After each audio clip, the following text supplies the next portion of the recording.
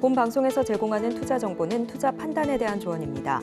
방송에서 제공하는 주식의 가치, 가격 상승 및 하락에 대해서는 방송사에서 보장하지 않습니다. 실시간 정보 브리핑입니다. 전세 PF 보증 부실액이 2배나 늘어서 카드 사태 이후에 최대치라는 분석이 나왔습니다. 경기 반등이 지연되면서 내년 전세 부동산 프로젝트 파이낸싱 보증 관련 부실액이 카드 사태 이후 최대 규모로 늘어날 것으로 전망하고 있습니다. 올해 6,694억 원보다 2배 가까이 급증한 수준으로 카드 사태로 한계 차주가 속출했던 2005년 이후 가장 큰 규모로 분석되고 있습니다.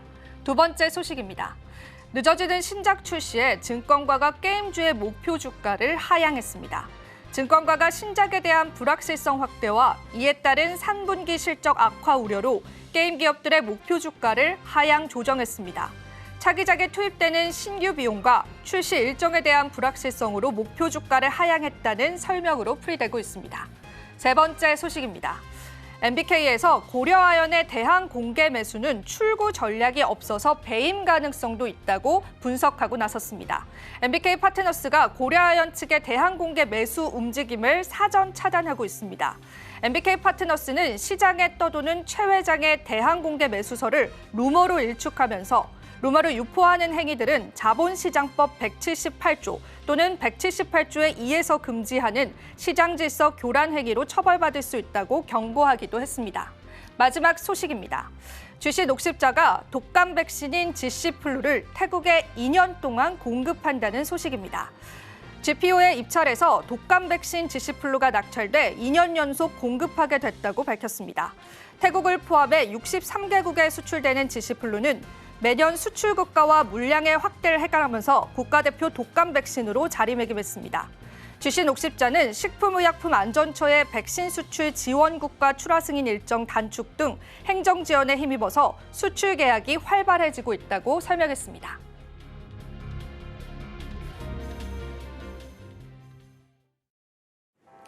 시청자 여러분 반갑습니다. 오늘장 내일장 진행을 맡은 이지영입니다. 자, 오후 시장도 여러분들 잘 대응하고 계실지 모르겠습니다.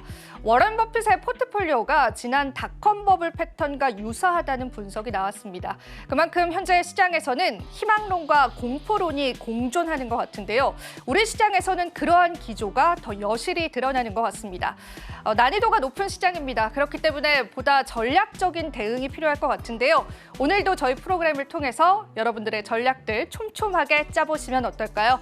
자, 오늘장 내일장 본격적으로 시작하기 앞서서 오늘 국내 증시 흐름부터 바로 한번 살펴보겠습니다. 네, 오늘 코스피, 코스닥 모두 다 빨간불을 보여주고 있습니다. 하지만 상승폭이 그렇게 크지는 않은데요.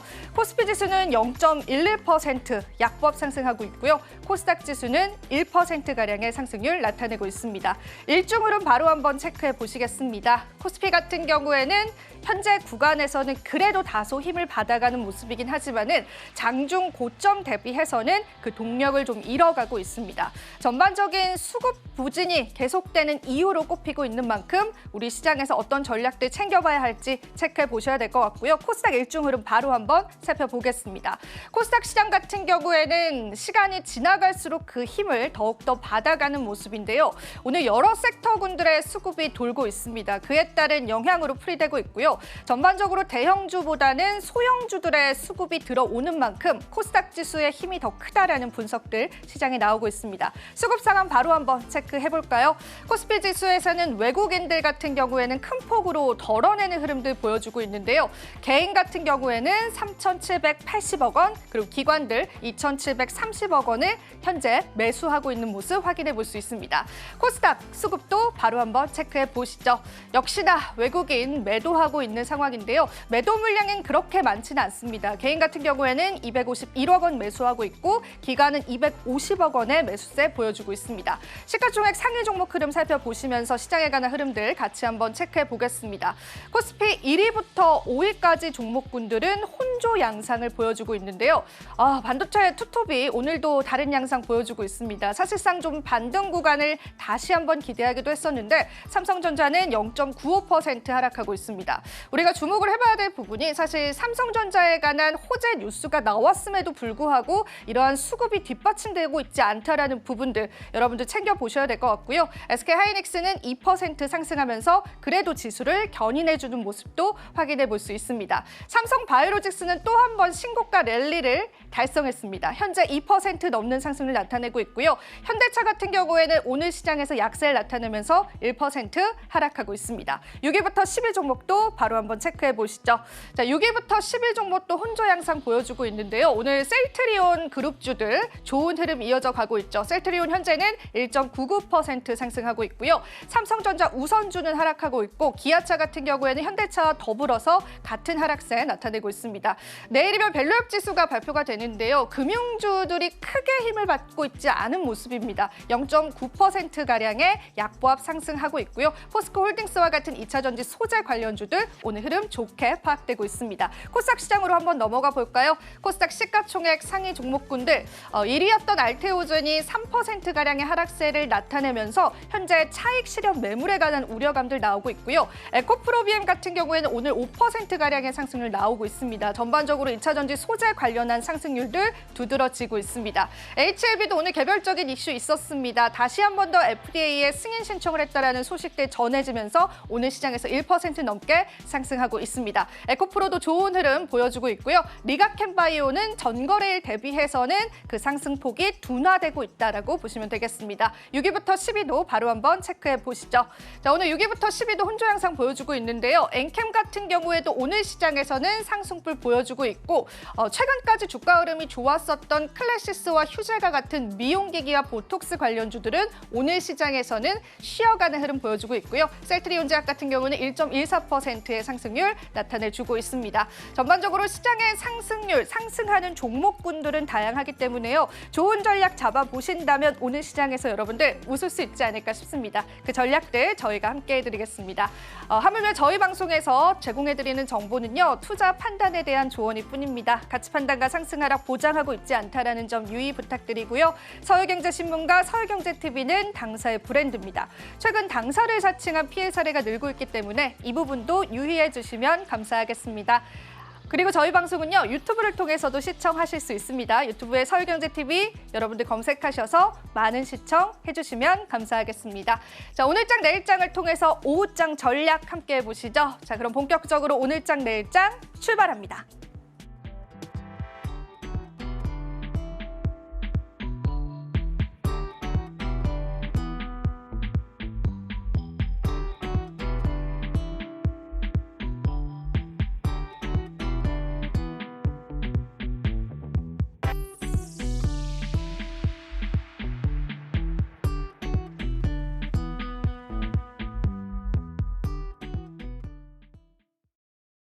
네, 오후장 전략 본격적으로 시작해 보도록 하겠습니다. 자, 오늘도 도움 말씀 주실 알파경제 김종효 이사님 함께해 주셨습니다. 이사님 반갑습니다. 안녕하십니까? 네, 오랜만에 뵙는 것 같습니다. 연휴가 껴 있었기 때문에. 자, 오늘 시장 같은 경우에도 이사님께서 또 어떻게 보시는지 한 줄 평으로 좀 이야기를 들어볼 수 있을까요, 이사님?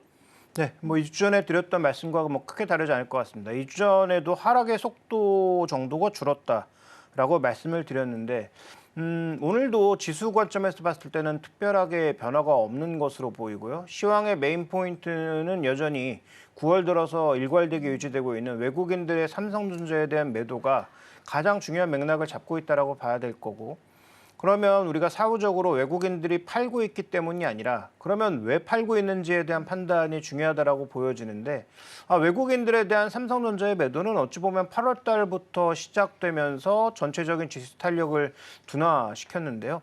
그럼 8월 달부터 뭐가 변했는지를 살펴보면 우리나라의 반도체 수출 모멘텀이 줄어들기 시작했습니다. 즉 변화일 기준으로 그 상승폭이 꺾이기 시작한 거죠. 그러니까 뭐 수학적으로 봤을 때는 총액은 계속 늘고 있지만 그 증가 속도가 줄고 있다는 것을 말씀드리는 것이고요.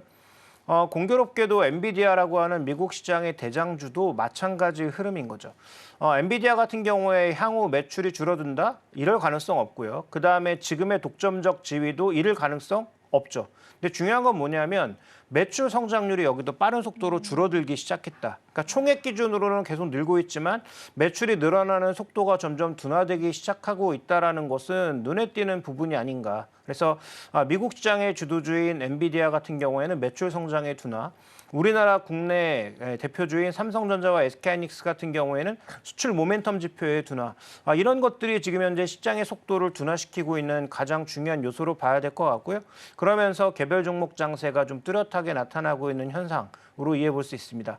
물론 미국 증시는 다양한 성격의 종목군들이 같이 올라오면서 엔비디아의 탄력 둔화에도 조금 다른 모습 보여주고 있습니다만, 우리 시장은 아시는 것처럼 뭐 시가총액 방식이고 그 시가총액의 상당 부분을 삼성전자와 SK하이닉스가 쥐고 가고 있다는 관점에서 양 시장의 격차는 뭐 원래도 벌어지고 있었지만 이런 종목과 지수 산정 방식의 차이, 이런 것들로 일부 더 나타나고 있다라고 봐야 될 것 같습니다.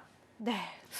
외국인 수급이 좀 중요할 것 같습니다. 조사를 해보니까 삼성전자와 SK하이닉스에 관해서 이 두 회사에만 이달 들어서 6조 7천억 원 이상 외국인들 순매도가 들어오고 있습니다. 8월 23일 이후에 단 이 거래일 제외하고는 계속 매도 물량을 보여오고 있다는 건데, 이사님이 생각을 하실 때는 그러면 우리나라의 이러한 주요 기업들이 외국인들에게 매력이 있어지려면 어떤 요인들이 가장 필요할까요? 네, 일단 단기적으로 봤을 때 반도체 주가라고 하는 것은 이익에도 물론 연동하지만 이익보다 더 중요한 것은 경기 방향성에 먼저 연동합니다. 그다음에 뭐 지난번에도 한번 말씀드린 적이 있는 것 같은데, 반도체 쪽에 지금 가장 큰 문제는 제조단, 그러니까 앞단에서는 지금 재고가 상대적으로 비어 있어서 계속 만들어내는데 전혀 문제가 없는데, 뒷단, 그러니까 지금 뭐 PC를 제조하는 업체라든지 휴대폰을 제조하는 업체 쪽에서는 생각보다 많은 재고를 쌓아두고 있다는 거죠. 그러니까 재고가 앞단의 유통과 제조단에서는 별로 쌓여있지 않은데 뒤에 이제 최종 공급하는 최종 수요단에서 지금 재고가 쌓여 있는 상황이기 때문에, 만약에 이쪽에 판매가 제대로 되지 않으면 뭐 예를 들어서 뭐 화웨이의 신제품이라든지 아이폰 16이라든지 이런 제품들의 판매가 생각보다 빠르게 나타나지 않으면, 그러면 이 쌓여 있는 재고 때문에 추가적으로 재고 확보를 할 필요가 없다는 게 되겠죠. 그러니까 우리가 크게 보면 이 디램 반도체의 수요단을 세 개로 보고 있는 거죠. AI와 관련된 부분, 여기는 견조한 것으로 보고 있고, 그다음에 또 한 가지는 PC를 비롯한 일부 이 수요단으로 보고 있는데, 이 모바일 쪽은 최근에 둔화되고 있는 모습이고요. 그다음 마지막에 이제 PC단이라고 봐야 될 텐데, PC 쪽도 최근 들어서는 생각했던 만큼의 기대 수요가 나오지는 않는 상황입니다. 특히 코파일럿 PC 같은 것들이 나오면 가격이 뭐 상대적으로 조금 올라가도 수요가 폭발하지 않을까라고 봤는데, 이 모바일 디램, 그다음에 일반적인 디램의 수요의 세 가지 축 중에서 지금 한 가지를 빼고서는 두 가지가 모두 흔들리고 있는 국면이기 때문에, 그렇다면 9월 25일 날 있을 마이크론의 실적, 그다음에 10월 초에 있을 삼성전자의 실적에서 너희가 잘못 본 거야. 전혀 뭐 이 실적에 변화가 없어라는 걸 확인해주기 이전까지는 아마도 지금의 이 답답한 흐름이 좀 더 이어질 가능성이 높아 보이고요. 또 하나 중요한 것은 아까 언급드렸던 대로 수출 모멘텀 지표가 이미 꺾였기 때문에, 그러니까 오늘 나왔던 20일까지의 수출 지표도 얘기하고 있는 게 전체 금액과 매출 증가율이 확 줄지 않았습니까? 결국 그건 무엇을 의미하냐면 가장 큰 부분을 차지했던 반도체 탄력이 줄고 있다는 것을 의미합니다. 그러니까 악재는 선반영 됐을 수 있다는 거죠. 중요한 건 악재가 선반영 된 것까지 오케이. 그래서 주가가 조정받은 것까지 오케이인데, 그러면 여기서 뭐 4분기에는 다시 뭐 소비가 확장하면서 다시 방향을 돌릴 수 있다라는 그런 믿음이 생겨야 되는데, 그런 믿음을 어디에서 줄 것인가? 지금은 가장 견조하다고 하는 HBM을 포함한 AI 관련 수요단도 지금 흔들리고 있는 상황이니까, 나머지 두 가지가 강하게 올라오든 아니면 AI가 폭발적으로 더 늘어서 현재 반도체 실적은 전혀 걱정할 이유가 없고 경기와 조금 다르게 움직일 수 있다는 그런 강한 믿음을 주기 이전까지는 이들 종목의 반등을 우리가 많이 주가 조정을 받았다는 이유만으로 긍정적으로 보기에는 좀 어렵지 않나, 이렇게 봐야 될 것 같습니다. 네, 반도체 관련주가 지금 악재를 소화해가는 과정일지 아니면 추가적인 악재가 남아있을지 지수와 연동되어 있기 때문에 저희가 눈여겨보게 되는 것 같습니다. 사실 이제는 저점이다라는 이야기들이 굉장히 많이 나오고 있는데요. 우리가 그 저점을 잡기에도 지금 좀 애매하다라는 게 이사님 의견이신 것 같아요. 그래서 앞으로 나오는 지표들 계속 같이 확인을 해보시면 좋을 것 같고, 그렇다고 해도 시장이 심심하다라고 느껴지진 않는 게 그러한 수급들이 다른 섹터군들로 많이 몰려주고 있잖아요. 이사님께서는 또 어떤 섹터군들을 그럼 우리가 반도체를 접어두고 바라보면 좀 좋을까라고 생각을 하세요? 네, 일단 그렇다면 지금 우리가 주목해야 될 건 더 이상 이제 정책이 아니라는 거죠. 왜냐하면 정책의 큰 두 가지 모멘텀이 모두 지나갔습니다. 일단 FOMC에서 빅컷을 한번 했죠. 그렇죠. 그러면 추가적으로 더 빅컷을 한다는 얘기는 정말 경기 침체가 온다는 얘기예요. 이거 증시에 전혀 좋은 뉴스가 아닙니다. 그래서 다시 또 빅컷이 오는 건 좋은 뉴스가 오히려 아니기 때문에 오히려 베이비 컷 2번 정도를 하는 게 현재 시장에서는 오히려 뭐 큰 조정을 막을 수 있는 그런 요소가 아닌가라고 보여져서 저는 이제 뭐 정책으로 시장을 추가적으로 리드할 수 있는 건 제한적이다 이렇게 보고 있고요. 그다음에 또 하나 우리 시장의 가장 큰 부담 요소 중에 하나가 결국은 일본의 엔화화 움직임 때문에 우리 시장이 상대적으로 여전히 변동성에 노출되어 있었고 한 가지 변곡점은 지났어요. 그러니까 9월 달에 있을 BOJ에서 뭔가 좀 공격적인 얘기가 나오지 않을까라는 우려가 있었고 12월 달에 그래서 올리지 않을까라는 그런 어떤 부담감이 있었는데 지금 이런 요소는 일단 없어졌다는 거죠. 근데 여기서 우리가 잘 살펴봐야 될 건 갑자기 며칠 전까지만 해도 강하게 얘기했던 BOJ가 왜 의견을 바꿨을까에 대한 고민을 일정으로 보셔야 됩니다. 왜냐하면 9월 27일 날 뭐가 있죠? 일본의 자민당 총재 선거가 있죠. 그러니까 이번에 총재로 누가 들어오느냐에 따라서 결국 BOJ는 독립된 기관이라기보다는 자민당 산하기관이라고 봐야 되기 때문에 자민당의 정책 드라이브에 맞춰서 움직일 가능성이 높다. 그러면 지금 고이즈미 쪽으로 갈지 아니면 뭐 다른 후보 쪽으로 갈지 지금 뭐 3강 정도로 예상이 되고 있는데 뭐 3강 정도가 누구도 50%를 점유하지 못하면 결국 결승까지 가게 될 텐데 결승까지 가서 누가 이길지에 따라서 BOJ의 시각은 또 바뀔 수 있다는 거죠. 근데 어쨌든 그거는 나중에 나타나면 우리가 다시 한번 분석해 보면 되고 어쨌든 지금의 핵심 포인트는 BOJ라고 하는 그런 이슈를 지나갔기 때문에 정책발로 인한 변동성의 요소는 희석됐다. 그러면 이제부터 주목해 봐야 될 건 마이크론 실적을 축으로 해서 실적에만 기인해 봐야 된다는 거죠. 그러면 실적이 상대적으로 괜찮은 업종은 뭐가 있느냐? 현재 그나마 방산, 그다음에 뭐 조선, 그다음에 뭐 자동차, 뭐 이런 업종들이 좀 있다라고 봐야 될 것 같고요. 화장품, 미용기기 정도까지도 아직 실적이 좀 유지되는 것이 아니냐라고 봐야 될 것 같고, 그다음에 이렇게 수출 실적이 나올 때마다 약간 단골처럼 움직이는 종목군 중에 하나가 또 삼양식품이거든요. 그러니까 이렇게 음식료품 중에서 그동안 수출 실적이 좋았던 종목군들 아마도 이렇게 실적 측면에서는 계속 주목해 볼 필요가 있지 않나라고 보고 있고요. 그다음에 지금 또 하나 변곡점으로 서서히 들어가고 있는 종목군이 어떻게 보면 시장이 어려울 때 가장 강했던 바이오라는 거죠. 맞아요. 근데 제약바이오도 우리가 통으로 묶어서 얘기하기가 좀 어려운 게 제약바이오 전체가 움직인 게 절대 아니죠. 확실하게 신약 모멘텀이 있던 종목과 그다음에 생보법을 축으로 하는 CDMO 관련된 종목군들이 두 가지 축으로 움직였기 때문에 그 두 가지 종목을 제외하면 나머지 제약주나 바이오가 강세를 보였던 게 전혀 아니에요. 그래서 이들 종목군들이 지금 시장 대비 굉장히 탄력적인 모습을 그동안 보여왔는데 지금 대부분의 재료를 노출하면서 시장 대비 여전히 강한 모습으로 이어갈 거냐 아니면 뭐 조정 양상으로 들어갈 거냐가 뭐 단기적으로 알테오젠, HLB 그룹 뭐 이런 종목군들의 변동성에 따라서 얼마든지 변동성이 확대될 수 있다 좀 이렇게 봐야 될 것 같습니다. 네, 그러면 이제 저희가 다가오고 있는 실적 발표들에 있는 숫자들, 수치들을 좀 확인해 보는 게 좋을 것 같고 많은 투자자분들이 관심이 많으신 또 제약바이오주에 관해서는 역시나 선별적인 상승이기 때문에 조금 고민해 봐야 할 시점인 거는 맞습니다. 자, 그럼 이사님께 여쭤보고 싶은 게 오늘 네카오 반등이 나왔어요. 이게 뭐 실적에 관한 좋은 호재성 뉴스들도 지금 포착이 되고 있거든요. 그래서 네이버와 카카오가 정말 바닥이냐라는 그런 궁금증들도 우리 시청자분들이 있으실 것 같은데 이 부분에 관해서는 혹시 어떻게 생각을 하세요?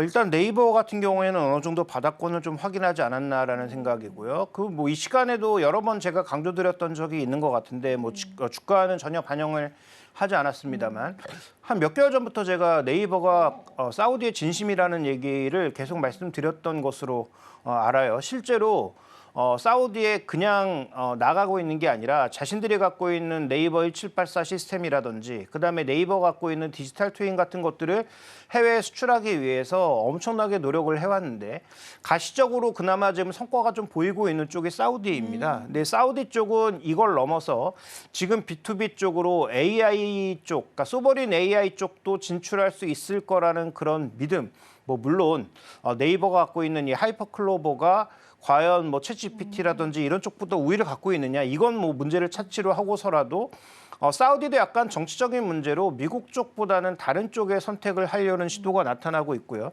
그다음에 네이버가 그동안 사우디와 지속적으로 이번에 뭐 사무소를 연다는 얘기가 나왔는데 사무소가 사우디에 차려진 지는 벌써 몇 달이 지났습니다. 그래서 뭐 제가 알고 있기론 네이버가 이 사우디에 사무실을 열고 이 안에서 자기들의 어떤 우위를 가져가기 위해서 정말 진심을 다해서 노력한 것으로 알고 있기 때문에 그러한 성과를 가지고 온다면 일본의 라인 쪽의 모멘텀이 조금 둔화되는 과정에서도 새로운 지역을 뚫어낼 수 있다는 그런 자신감을 좀 가져올 수 있기 때문에 네이버는 그런 쪽에 한번 흐름을 가져가실 필요가 있을 것 같고요. 카카오는 조금 다르죠. 카카오는 지금 뭐 외부적으로 뭔가 뚫어낼 수 있는 요소가 없는 상황입니다.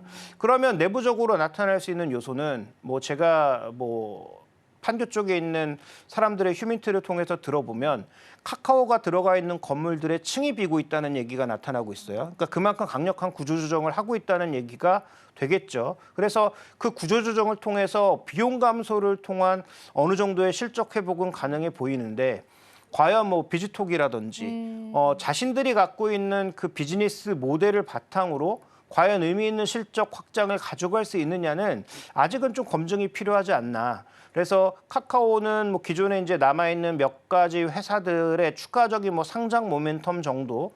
근데 그게 이제 예전처럼 통할 가능성도 없고 추가적으로 상장하는 것에 대한 시장의 어떤 이 반대 목소리도 꽤 높은 상황이기 때문에 카카오는 뭐 똑같이 바닥을 확인했다고 하더라도 반등을 가져가기 위해선 비용 감소가 아닌 매출 증가에 대한 강력한 모멘텀을 보여줘야 어느 정도 반등을 할 수 있지 않을까라고 봐서 두 종목이 오늘 같이 반등하고 있더라도 성격은 조금 다르다라고 봐야 될 것 같습니다.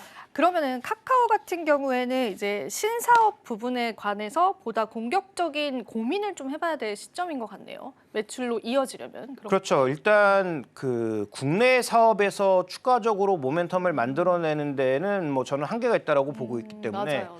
네, 결국은 뭐 해외 사업 쪽에서 뭔가 의미 있는 성과가 나타나야 될 텐데 그나마 좀 의미 있는 성과라고 하는 게 뭐 엔터 쪽이라든지 그다음에 뭐 웹툰 쪽 뭐 이런 쪽에서 뭐 의미 있는 성과를 기대해야 되는데 뭐 이것도 지금 아주 폭발적인 성과가 나오긴 좀 쉽지 않아 보이고 그다음에 기존에 이제 카카오톡이라고 하는 SNS를 기반으로 하는 사업 확장 자체가 사용자가 이미 뭐 국내용으로 제한돼 있는 상황이기 때문에 네이버와는 달리 조금 이 부분이 힘들다라는 거죠. 그래서 카카오 같은 경우에는 말씀해 주셨던 대로 새로운 어떤 강력한 반등 모멘텀을 스스로 좀 찾아야 되고요. 그걸 뭐 코인이나 금융 쪽에서 찾아내든 아니면 모빌리티나 아니면 웹툰과 같은 다른 쪽에서 찾아내든 뭐 본인들이 스스로 찾아야 되겠죠. 그다음에 지금 뭐 김범수 회장을 둘러싸고 있는 사법 이슈도 어떤 식으로 마무리되는지도 여전히 좀 확인이 필요한 구간이라 카카오대에서는 뭐 저점을 찍었다고 하더라도 선택하기엔 좀 쉽지 않은 그런 카드가 아닌가 이렇게 보여지고 있습니다. 네, 네이버의 카카오에 관한 서로 다른 양상들 우리가 체크를 해봤고요.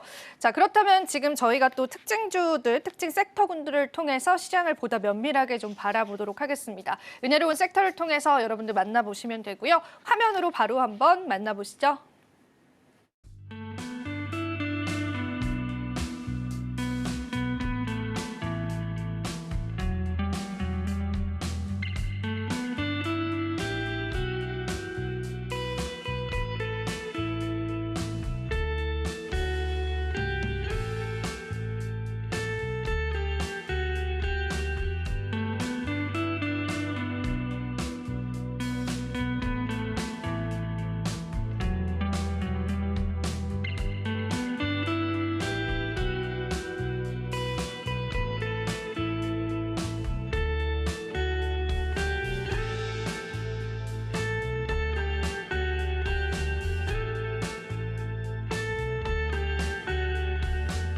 네, 은혜로운 섹터 장은혜입니다. 삼성전자를 사고 파는 것은 지수를 사고 파는 것이다 라는 이야기가 있죠.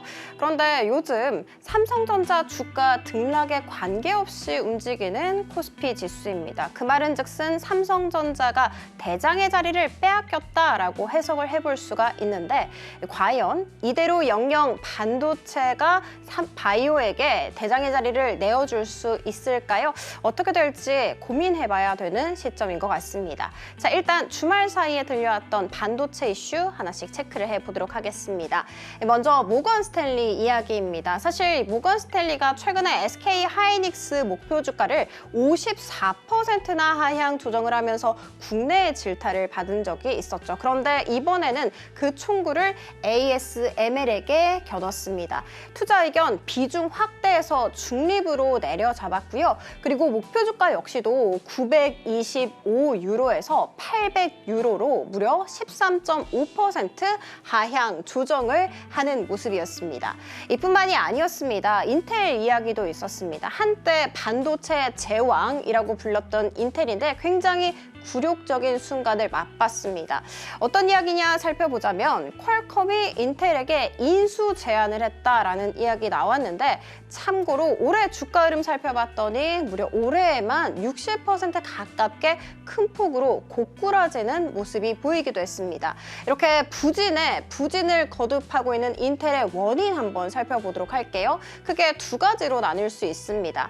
사실 요즘 대세는 PC가 아니죠. 모바일이죠. 그런데 이 흐름을 미리 캐치를 하지 못했고요. 그리고 AI 열풍에도 합류를 하지 못했습니다. 즉 한마디로 정리를 하자면 시대 변화에 대응을 잘하지 못한 점 이렇게 꼽을 수가 있습니다. 참고로 이 AI 열풍에 합류하지 못했던 대표적인 사례가 하나 있는데 2017년이었습니다. 챗GPT 개발사인 오픈 AI의 지분 일부를 확보할 수 있는 기회가 인텔에게 주어졌거든요. 그런데 우리 이거 투자금 잘 회수 못할 것 같다라는 판단하에 이 좋은 절호의 찬스를 발로 뻥하고 차버리는 판단 미스를 내려버린 사례를 들 수가 있습니다. 일단 이렇게 부진을 거듭하고 있는 인텔, 과연 인수 제안을 받아들일지 안 드릴지는 미지수입니다. 자, 그리고 다음 이슈 한번 체크를 해보도록 하자면 바로 마이크론 이야기인데요.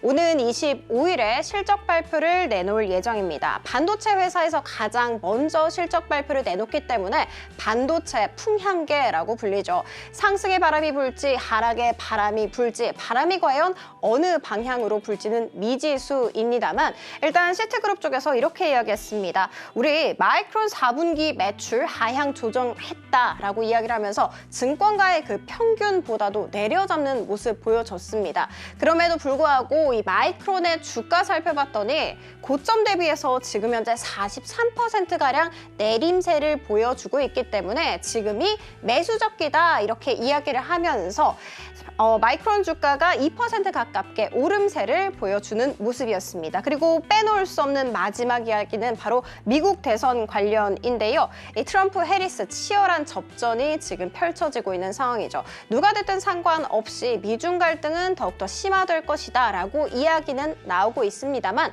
반도체에 대해서 조금 시각은 엇갈리고 있습니다.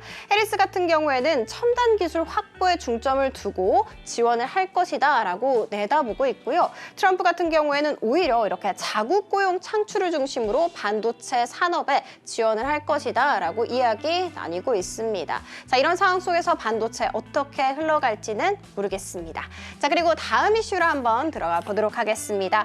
코리아 디스카운트를 넘어서서 코리아 패싱이라는 말도 있었죠. 굉장히 굴욕적인데 실제로 GDP 한번 살펴봤더니 30년간 7배가 올랐거든요. 그럼에도 불구하고 코스피는 겨우 3배밖에 오르지 못했습니다. 이렇게 코리아 디스카운트 정말 해소가 될 수 있을까 궁금한데 일단 정부는 열일을 하고 있죠. 그리고 그 핵심이라고 할 수 있는 KRX 코리아 밸류업 지수가 드디어 오는 24일에 공개가 될 예정입니다. 분배금을 투자자에게 바로 지급을 하냐 아니면 재투자를 하냐에 따라서 두 개의 방식으로 나뉠 예정이고요. 100개 종목 정도가 편입이 될 예정인데 그 기준 살펴봤더니 밸류업 예고나 공시를 했냐 아니면 실적이 우수하냐 아니면 주주 환원 정책을 잘 할 것이냐 이런 기준을 두고 있습니다. 일단 증권가에서는 금융주를 계속해서 거론을 하고 있습니다. 실제로 조금 더 디테일하게 살펴봤더니 시가총액 거래대금 상위 40%에 들어가는 모든 종목 중에서 이 100개 종목에 편입될 것이다 라는 이야기 나오고 있는 금융주가 무려 14개가 있었고요. 그리고 하단에 메리츠 금융지주, BNK 금융지주, NH투자증권, 신한지주, KB금융이 이 14개 안에 포함이 되어 있습니다. 비금융주도 있습니다. 자동차인데요. 현대차, 기아가 포함이 되어 있고요. 경기소비재 쪽에서는 LG 생활건강이 대표, 그리고 소재 쪽에서는 포스코홀딩스 포함이 되어 있고요. 마지막으로 산업재 쪽에서는 현대 엘리베이터 등이 편입될 가능성 높은 후보군으로 계속해서 거론이 되고 있습니다. 사실 뚜껑을 열고 나서 주가 흐름까지 살펴봐야겠지만 이렇게 후보군으로 언급이 되고 있는 종목들 지금 현 시점에서 어떻게 바라봐야 할까요? 그 판단은 저희 방송 통해서 내려보시면 좋을 것 같고요. 다음으로는 국내 테마 탑3 들어가 보도록 하겠습니다. 최상단에 이름을 올리고 있는 쪽은 바로 2차 전지, 그 중에서도 전고체 이야기였는데 삼성전기가 또 큰일을 해냈습니다. 세계 최초로 초소형 전고체 배터리 개발 이야기였는데 굉장히 작은 사이즈임에도 불구하고 에너지 밀도가 업계 최고 수준이다라는 이야기 나오게 되면서 오늘 원준이 상한가 안착 후에 지금 현재 거래가 되고 있고요. 한농화성 역시도 20% 가깝게 고공행진 이어가고 있습니다. 자, 그리고 다음은 바로 음식료 쪽입니다. 오랜만에 이름을 올리고 있는 것 같은데 과자가 또 잘 팔렸다고 합니다. 올해 과자 수출액 살펴봤더니 전년 동기 대비 15.4%나 고공행진을 했고, 그리고 이 흐름 그대로 이어가게 된다면 연간 수출액이 역대 최대를 기록할 수 있을 것이다 라는 이야기 속에 오늘 세 가지 종목들 큰 폭으로 움직임 보여주고 있습니다. 자, 그리고 마지막은 희비가 엇갈리고 있는 바로 경영권 분쟁 쪽인데요.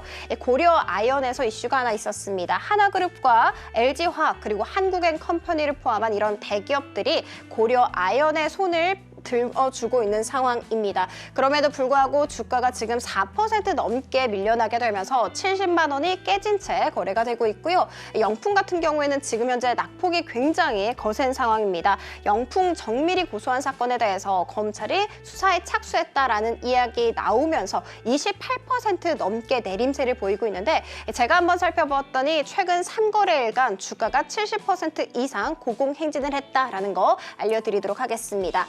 반면에 FN 가이드 같은 경우에는 고공행진 이어가고 있습니다. 지금 현재 3연상에 성공한 채 거래가 되고 있습니다. 은혜로운 섹터 장은이었습니다.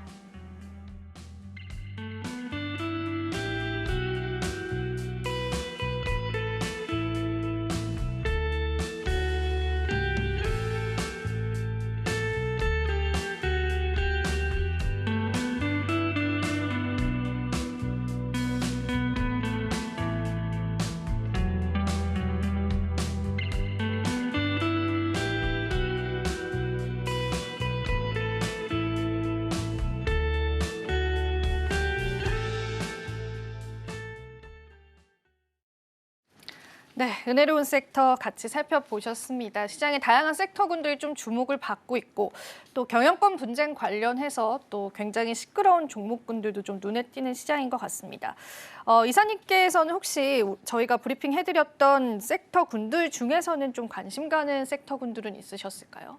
네, 일단 실적 관련주를 주목해 봐야 되고 3분기에도 실적의 변동성이 비교적 작을 만한 종목군들을 좀 봐야 되지 않느냐라는 판단인데 뭐 그렇게 본다면 일단 뭐 긍정적으로 볼 수 있는 것은 아직도 모든 종목을 뭐 말씀드릴 수는 없겠습니다. 화장품이나 조선주 정도가 그래도 실적 모멘텀 기준에서 봤을 때 여전히 3분기에도 실적이 큰 흔들림 없이 견조하게 나타나지 않을까라는 기대를 가지고 있는 것 같습니다. 네.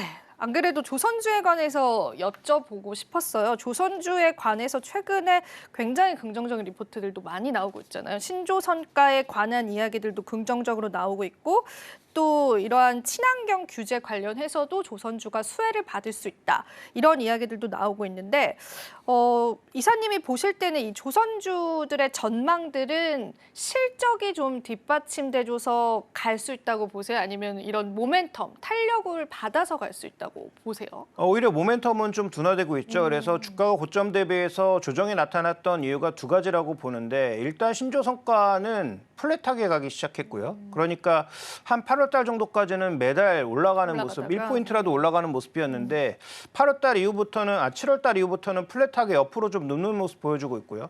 중고성과는 떨어지기 시작했습니다. 근데 오히려 우리가 좀 더 민감하게 봐야 될 건 중고성과예요. 그러니까 신조선이 잘 안 나오니까 중고선으로 가는 양상이 중고성과의 상승으로 나타나는 것이기 때문에 어떻게 보면 모멘텀 기준에서 봤을 때는 신조성과도 중요하지만 중고성과의 움직임이 단기적으로는 더 중요하다고 보고 있는데 중고성과는 좀 꺾여 내려오고 있습니다. 그렇게 보면 지금 애널리스트들이 얘기하는 그 중장기적인 긍정적 요소들이 과연 넘쳐날지에 대해서는 좀 고민이 필요한 부분이죠. 다만 이 조선도 결국 금융이거든요. 돈도 2, 3년에 걸쳐서 내고 그다음에 실제로 프로젝트를 시작할 때도 한 번에 돈을 내는 게 아니라 어딘가 자금을 조달해 와서 하는 것이기 때문에 금융에 민감하다라는 관점에서 금리가 내려가는 것 자체는 긍정적으로도 볼 수 있습니다. 반면 환율은 오히려 또 부정적 요소로 작용하고 있죠. 그래서 아까 두 가지 모멘텀이 둔화되고 있다라고 말씀을 드렸는데 조선가 자체가 일단 둔화되고 있다라는 것과 그다음에 마진율이 아직 그렇게 높지 않아요. 뭐 높아봐야 영업이익률 3% 내외 정도 수준인데 환율이 최근에 한 5%가량 변했거든요. 그러면 이들이 과연 좋은 마진율을 계속 낼 수 있을 것인가는 구조적으로는 좋은 수주를 받아서 그러니까 과거 대비 양질의 수주를 받아서 마진율이 계속 올라갈 거라고 기본적으로 예상하고 있지만 환율이 계속 원화 강세 쪽으로 움직이는 상황으로 간다면 이것은 오히려 우리가 그 달러 베이스로 돈을 받아서 원화로 바꾸는 것이기 때문에 실적의 추정치가 조금 바뀌거나 둔화될 가능성도 염두에 둬야 된다는 거죠. 그래서 실적은 기본적으로 계속 올라오고 있지만 주가를 위쪽으로 밀어 올릴 만한 강력한 모멘텀들이 이쪽에서도 좀 줄어들었기 때문에 오히려 최근의 조정 자체가 반등의 이유로 작용하고 있다. 그래서 3분기 실적을 확인했을 때 말씀드렸던 이런 둔화된 모멘텀들과 상관없이 마진율이 계속 올라가는 모습, 매출의 전체적인 움직임이 계속 우상향하는 모습이라면 저는 뭐 신고가로 갈 가능성이 높다 이렇게 봅니다. 그런데 만약에 그렇지 않고 모멘텀이 둔화되는 것이 반영되면서 매출은 별로 늘지 않고 이익은 줄어들거나 아니면 매출의 증가 속도가 줄어들면서 이익도 같이 줄어드는 모습을 보일 경우에는 뭐 목표치가 전고점으로 줄어든다는 거죠. 네. 그래서 지금 조선업종의 뭐 3대장이라고 볼 수 있는 뭐 하나오션, 그다음에 HD 한국조선해양, 삼성중국 같은 종목군들은 결국은 기술적으로는 전고점의 돌파가 거래를 수반하면서 나타날 수 있느냐가 가장 중요해 보이고요. 또 그 종목군들의 움직임은 10월 말 정도에 실적 발표에서 아마 판가름 날 가능성이 높기 때문에 일단은 전고점, 그다음에 10월 말에 있을 실적 발표 시점까지는 한번 좀 긍정적으로 바라볼 만한 그런 종목군들이 아닌가 이렇게 보고 있습니다. 네, 사실 실제로 말씀해주신 그런 기업들의 실적 예상치도 지금 큰 폭으로 상승한 것으로 좀 예상이 되고 있습니다. HD 한국조선해양의 경우에는 6.4%의 영업이익치를 내다보고 있고요. 그리고 HD 현대중공업은 8.1% 영업이익 상향에 관해서 내다보고 있는 시점이기 때문에 오히려 주가에 탄력을 주는 거는 모멘텀이 아니라 숫자다. 이렇게 우리가 좀 해석을 해볼 수 있을까요, 이사님? 근데 가속도는 제가 보기엔 모멘텀이고 주가의 레벨은 실적일 가능성이 높죠. 그러니까 실적이 계속 우상향하는 상황이라면 주가의 레벨 자체가 좀 더 과거 대비해서 올라갈 수 있다 정도로 보시는 게 좋을 것 같고요. 근데 만약에 레벨을 올리는 정도가 아니라 가파르게 계속 우상향하는 모습으로 가려면 신조성과도 계속 우상향으로 돌파하는 모습도 나타나야 되고 환율도 여기서 더 이상 변하지 않는다는 안정이 나타나야 되고 실제로 매출의 증가 속도도 꺾이지 않아야 되는 그런 다각도의 모습을 보여야 되기 때문에 아직까지 저는 그 후자로 이해하기에는 좀 부족한 부분들이 있다. 그래서 일단은 전고점까지의 반등 정도로 예상하는 게 좋을 것 같고요. 무엇보다 HD 한국조선해양 같은 경우를 탑픽으로 보고 있는데 자, 이 종목의 핵심 포인트는 결국은 지금 하나오션과 계속 앞뒤 달리기를 하면서 미국 쪽의 수주를 계속 올리는 모습인데 결국 이와 관련된 뉴스가 추가적으로 이어질 수 있느냐가 아마 좀 더 주가의 그 변수가 될 것으로 보고 있습니다. 네, 말씀해주신 HD 한국조선해양 같은 경우에는 사실상 이 직전 전고점 돌파가 그렇게 많이 남아있는 상황은 아니거든요. 그래서 주가의 흐름들, 추이들 살펴보시면 좋을 것 같고 한 가지 종목을 좀 더 보고 싶어요. 삼성중공업 같은 경우에는 주가의 탄력도를 좀 어떻게 보세요? 지금 좀 우상향의 기조들도 나와주고 있거든요, 이사님. 일단 괜찮을까요? 삼성중공업은 굉장히 느린 속도로 움직이고 있는데 이 종목이 어찌 보면 한 2년 전부터 조선주 중에서는 가장 먼저 주가가 올라오기 시작했던 종목이죠. 왜냐하면 적자에서 몇 분기 만에 거의 한 10분기 만에 빠져나오면서 주가의 회복 속도가 가장 빨랐고요. 그러다가 주가의 회복 속도가 느려진 것은 아까 말씀드렸던 이 모멘텀들이 깨지기 시작하면서 또 실적 대비해서 상대적으로 다른 종목 대비 좀 덜 나오면서 주가의 조정이 나타난 양상이었는데 최근에 회복 속도에서 가장 주목할 점은 거래가 전혀 늘지 않고 있는 상황입니다. 그래서 이런 거래가 감소하고 있는 국면에서의 반등은 우리가 진짜 반등이라고 좀 이해하기는 어려운 측면이 있고 그다음에 지금 삼성중공업의 전반적인 영업이익률이 꽤 낮은 상황이죠. 그래서 환율의 변화라든지 이런 외부 변수들, 거시 변수들의 변화에 얼마나 민감하게 작용할지는 좀 확인이 필요한 구간입니다. 그래서 삼성중공업은 어떻게 보면 말씀드렸던 올해 조선업 상승의 가장 큰 이유 두 가지에 모두 벗어나 있는 종목입니다. 그러니까 첫 번째 이유인 상선 쪽의 이익 증가에는 분명히 기여를 했지만 최근 상선 움직임은 다시 플랫하게 가기 시작했고요. 두 번째 모멘텀은 미국의 MRO 수주인데 미국 MRO 수주에는 삼성중공업은 빠져 있거든요. 그러면 지금 우리가 주목해 봐야 될 종목은 실적은 안 나오지만 MRO 관련된 이슈를 계속 내고 있는 하나오션이라든지 그다음에 실제로 실적도 나오면서 미국 MRO에 대한 기대감도 이어지고 있는 HD한국조선해양 같은 종목군들을 주축으로 보셔야 되지 않을까라고 보고 있습니다. 네, 삼성중공업에 관한 추가적인 전략들도 잡아봤습니다. 저희가 화장품 이야기를 해보기 앞서서 제가 또 투자자 입장에서 좀 궁금할 것 같아서 여쭤보고 싶은 게 오늘 시장을 딱 보면은 예를 들면 뭐 반도체 관련주도 오르고 전고체 관련주도 오르는데 시가총액 큰 종목군들보다는 작은 그러니까 아우 종목군들이라고 해야 되나요? 동생 종목군들이 좀 오르는 추세잖아요. 이런 양상들은 국내 증시에서 최근에 왜 일어나는 걸까요, 이사님? 결국 대형주가 움직이지 못하는 구간에서 지금 현재 우리가 살펴볼 수 있는 건 그나마 정책 쪽에서 금리 인하는 앞으로 이어질 것이다라고 보고 있는 거고 만약에 경기는 둔화되고 대형주의 모멘텀이 사라지는 그런 구간에서는 결국 이 금리 인하의 수혜를 누가 받아갈 거냐로 귀결될 수밖에 없습니다. 그러면 금리 인하의 수혜를 받아갈 종목군들은 그동안 못 올랐던 중소형주가 될 가능성이 높죠. 그래서 코스닥 시장이 상대적으로 더 고생해왔다라는 건 다 아실 거고 그러면 실적을 동반하지 않고 올라가는 종목이야 다시 또 실적 발표하면서 다 내려오겠지만 어쨌든 대형주가 못 가는 구간에서 시장의 관심은 이런 중소형주로 쏠릴 가능성이 실제로 있고요. 미국 시장에서도 동일한 현상이 나타나고 있죠. 상반기까지 전혀 움직이지 못했던 러셀 2000 지수가 금리가 내려갈 것으로 예상되기 시작했던 7월부터 턴어라운드에서 가속도를 붙인 것을 보면 미국도 동일한 논리로 움직이고 있고요. 자, 불과 한 달 전까지 미국 시장의 신고가 누구였습니까? 코츠코 홀세일, 월마트, 러셀 2000 이런 것들이 신고가였거든요. 물론 지금은 좀 조정을 다 같이 받았지만 그래서 이런 논리적인 흐름으로 보면 국내 시장에서 상대적으로 그동안 많이 눌려왔던 중소형주들도 뭐 테마를 타던 아니면 시장에서 어떤 순환매의 흐름을 타던 그런 측면에서 일정 부분의 반등을 시도할 가능성 정도는 있다라고 봐야 될 것 같고요. 다만 이것이 펀더멘탈을 동반하지 않아서 연속성을 가지고 지속적으로 끌고 가기엔 무리수가 있다. 가격을 회복하는 정도에 그칠 것이다. 이렇게 봐야 될 것 같습니다. 너무 중요한 지금 시점인 것 같아요. 지금 중소형주들이 오히려 좀 강세를 나타내고 있거든요, 시장에서. 그런데 이제 그간 눌려왔던 것들을 회복하는 폭 정도로 시청자분들이 매매 전략을 잡아가시는 게 좋지 않을까요? 결국 저희가 실적 발표를 앞두고 있는 시점에서 숫자가 뒷받침되어주지 않는다면은 거기에 따른 추가적인 하락도 좀 예상을 같이 해보셔야 될 것 같습니다. 자, 그럼 오늘 또 화장품 이야기를 좀 같이 한번 나눠볼게요. 화장품 섹터 분들은 계속해서 이제 좋은 전망들은 나오고 있잖아요. 어떻게 좀 장기적으로도 괜찮다라고 보시나요? 올 하반기까지 쭉? 일단 종목들마다 조금 다른데 일단 K뷰티가 계속 늘어날 것인가에 대해서는 저는 뭐 긍정적으로 봅니다. 다만 올해 드라마틱하게 올라왔잖아요. 거의 뭐 두 배 맞아요. 수준으로 다 올라왔는데 과연 이 드라마틱한 상승이 내년에도 이어질 거냐를 봤을 때는 저는 좀 신중해야 되지 않느냐. 왜냐하면 뭐 중국 경기 안 좋고요.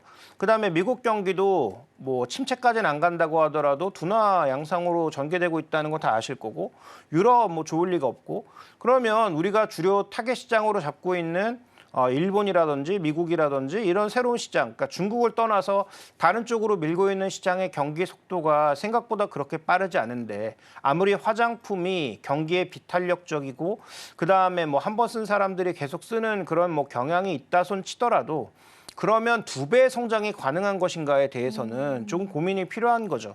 그래서 저는 뭐 항상 지표 종목으로 봐야 되는 건 올해 가장 많이 올랐기 때문이 아니라 실제로 밸류가 가장 높고 이 높은 밸류를 설명하기 위해서 내년도 실적을 끌어오고 있는 실리콘2를 볼 수밖에 없다라고 봅니다. 이 좋다는 거 아닙니다. 지금 네. 이게 뭐 좋은 종목이고 사야 된다라는 말씀을 드리는 게 아니라 실리콘2가 여전히 지금 우리나라 전체 화장품 수출의 한 뭐 7에서 8% 정도밖에 차지하지 않는 종목이지만 조선미녀를 포함해서 상당수의 많은 그런 품목들이 실리콘2를 타고 가고 있고 이게 이제 미국을 이어서 뭐 유럽 쪽으로도 넓어지고 있다는 거죠. 그렇다면 내년에도 뭐 한 8, 90%의 성장을 올해처럼 이어나갈 수 있다면 조금 모멘텀이 둔화된다고 하더라도 그것마저도 엄청난 성장이기 때문에 현재 주가 상승에서 좀 더 강해질 수 있는 그런 구간으로 이해하고 있지만 만약에 그게 아니라면 지금 이 종목의 상승은 과연 정당한가에 대해서 궁금증을 표할 수밖에 없고요. 그래서 저는 뭐 지지난주에도 말씀을 드렸고 화장품에선 그래서 주목하고 있는 종목이 한국콜마입니다. 아, 한국콜마요? 네, 왜냐하면 한국콜마를 볼 수밖에 없는 이유는 저는 실리콘2보다 좀 더 본질적으로 K뷰티 상승에 가장 실적으로 기여하고 있는 종목은 한국콜마라고 믿고 있기 때문입니다.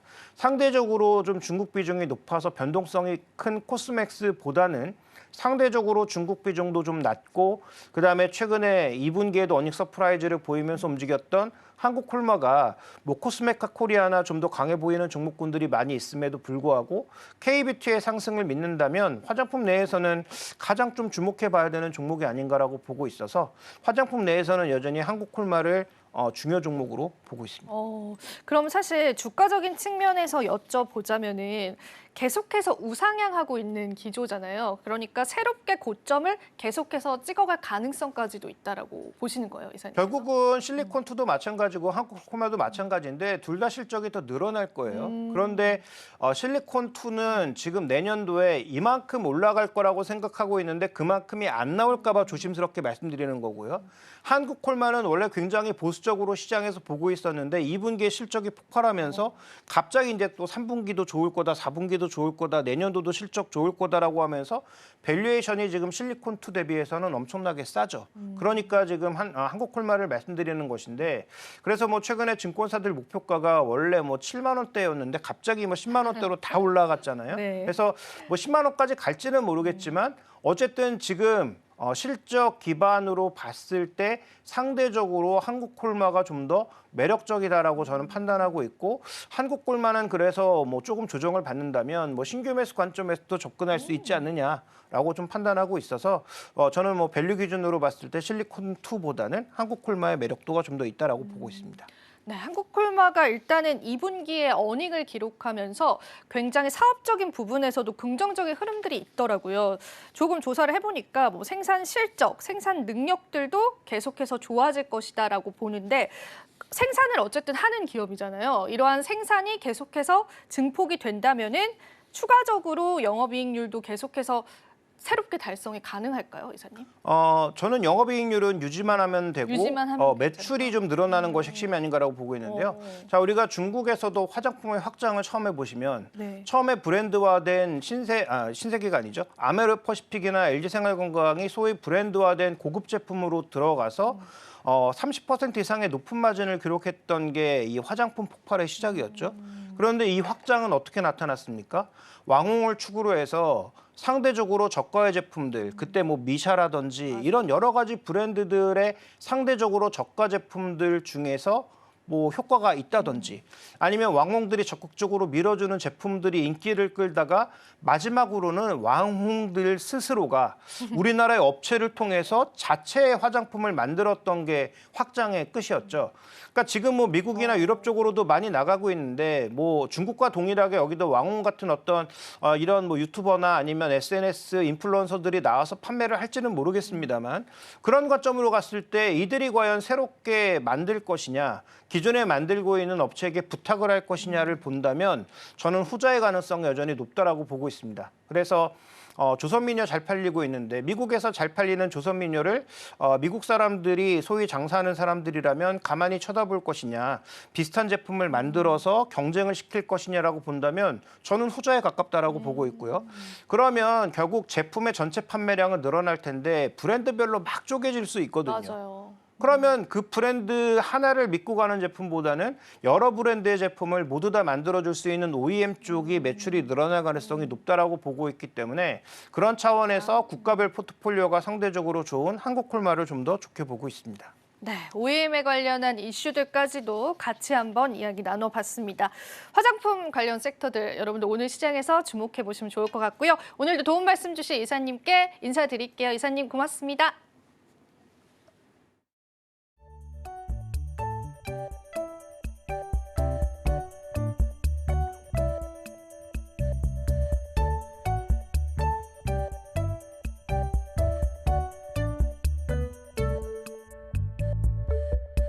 본 방송에서 제공해드리는 정보는 투자 판단에 대한 조언일 뿐입니다. 가치 판단과 상승 하락 보장하고 있진 않다라는 점 유의 부탁드리고요. 저희는 잠시 뒤에 2부에서 오후장 전략 계속해서 이어가겠습니다. 오늘도 시청해주신 여러분 고맙습니다.